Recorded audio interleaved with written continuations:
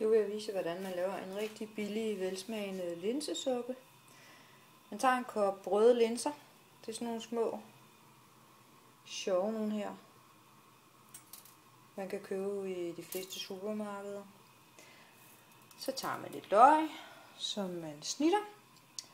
Så skal jeg også bruge en suppeterning, og jeg putter også noget chili og noget karry i. Og nu har jeg sat en gryde over med noget olie, og nu er det altså ved at blive rigtig, rigtig varmt. Så jeg hælder lige løgene i.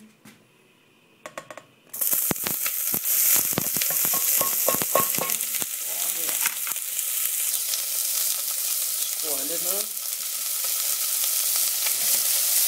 Så hælder jeg lidt karry i. Så bliver det sgu gulligt. Sådan. Så lidt chili. Bare lidt. Den bliver stærk. Det kunne være, at man skulle tage det op på en ske først. Og så en kop linser. Sådan. Så kan jeg lige hente en grydeske. Sådan der. Prøver lidt rundt, og så prøver jeg lige lidt op igen.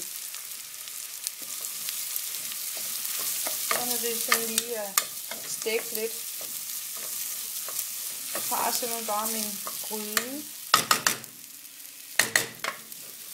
Og lidt under vandet. Ikke så meget pjat der. Så kan jeg se det. Så hælder jeg vand i, indtil det er dobbelt så meget som linserne. Bare koldt vand. Så når den koger, hvis den bliver for tyk, så hælder jeg bare noget mere vand i. Det betyder ikke så meget. Og så lige den der sådan suppeterning. Så skal det bare koge en halv time.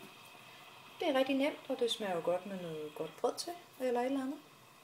Man kan sikkert også putte nogle grøntsager i, men prøv det frem. Hej.